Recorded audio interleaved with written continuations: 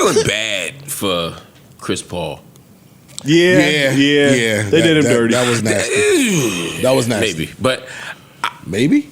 Maybe. But I feel like there's more to the story. I'm hearing there's more to the story, and there's almost always more to the story. When some shit happens that don't make sense, it's usually because you don't have enough information. That's my general rule of thumb in life.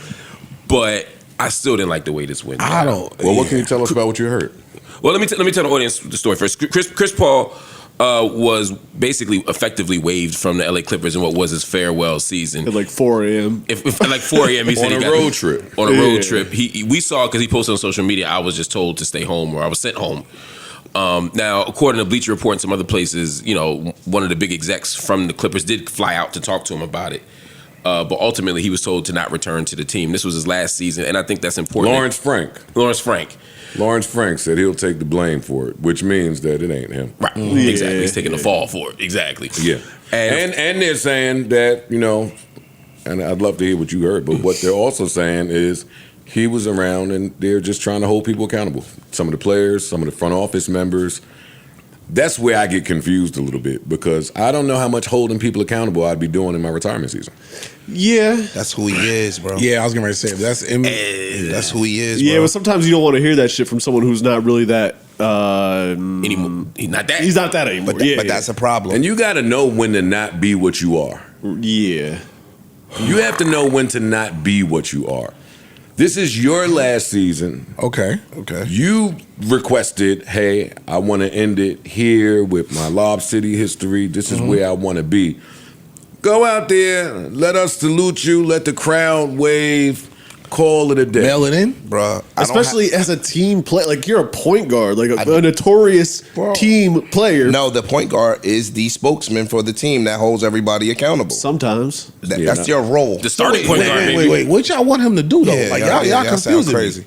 Yo, I don't have a chip. I think that this team has enough talent for me to get to the chip, which they do. And y'all niggas out here. No, they don't. Yes, they do. No, they don't. You're bugging. You think the Los Angeles Clippers have enough talent? Yes. You think they could get past the Nuggets? I mean the Thunder? Yes. No, you don't. You think the LA Clippers can get past the Thunder? Pull up their record right now. Listen to what I'm saying. Before before this flips into some stupid shit, I think they have enough talent to potentially beat any team in 7 games if they all on the same page. Yeah, I don't see You can't name 6 players from the Clippers. Who can't name 6 players from the Clippers? Well, I'm not gonna put you to the test, but what's the talent you see on the Clippers? Clippers are 6-16. Kawhi is still Kawhi. Yeah. I think He's not still Kawhi, but Kawhi can get you 30 points on any night.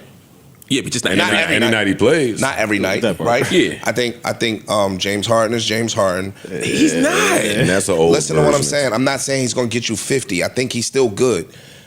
They got arguably a top 3 center in the NBA, arguably.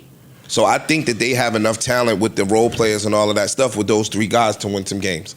I think they win. Last year they was good. Last year toward the end of the season they They won started some kicking games. ass. And I know the season just Not the started. same team They're in as last year. 13th place in the Western Yeah, Conference. they're not a good team. They're going nowhere fast, and the team that they traded SGA to has their draft pick this year. So if you're That whole shit is a dumpster fire and a dumpster fuck right now. What I'm On top saying of is, this Pablo I'm not Torres shit. having a talent argument with Look, you. that's what I'm saying.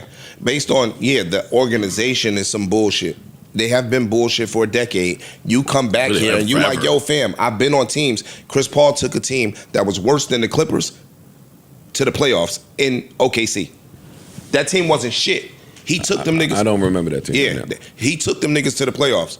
So he looking at like, yo, fam, I've done more and got more out of less. Y'all, it's y'all effort, it's y'all this, it's y'all that. And he feels like he can speak to that based on, I'm Chris Paul. He's wrong. That's a matter of opinion. I don't think he's wrong. Well, it's not a matter of for that. opinion. I don't think so either. They said him wrong. Yeah, that's what I'm Yeah. But you're saying the should. He should be able to do that. I think And so. clearly Absolutely he he can't because they should. sent him I home. think so. But I think you think he should. I think if you're a legend and you're a vet, you should be able to speak out even if you're not that person anymore. True. When Gary Payton goes to Miami, True. the year they won the championship, in fact, he's still a vet and he's still Gary Payton. He should be able to say some shit. I don't care if you Shaq. I don't give a fuck if you're the Cleveland Cavaliers Shaq. Boston Celtics Shaq. Boston Celtics Celtics sitting Shaq. here and talk shit. You should be able to talk some shit. I agree. But to a point. that's where I'm going. And Chris Paul, and I've been hearing this for over a decade. He's a dick, they said. I wasn't gonna say that. They say he's a dick. But he wears on people. I'll say that. Teammates say that he wears on people. He's hard to get along with. He's hard to get along with. And so if you are, I remember when Allen Iverson was late to practice every day for his whole career. But when he came back to Philly last time and he lost his first step, suddenly being late to practice was a bigger deal. Yeah, now it means because you're not right. Chris Paul's always warned people, warned on teammates. But now that you're not the guy that can give you 20 and 10 every night, they don't want to hear that shit. And I think from what I've heard from some players in the league this week is that there was a significant tension between him and Tyronn Lue that had grown over the course of the year, and so Tyronn Lue didn't want him back. Well, also what I'll say, maybe even unfairly, because I didn't get this from nowhere, but when the news broke, the first person I thought of was James Harden. Yeah, I did. Because you have a repeat teammate on your team that was with you in Houston, where you also kind of got the shaft. Yeah. So, But I mean, that's not new.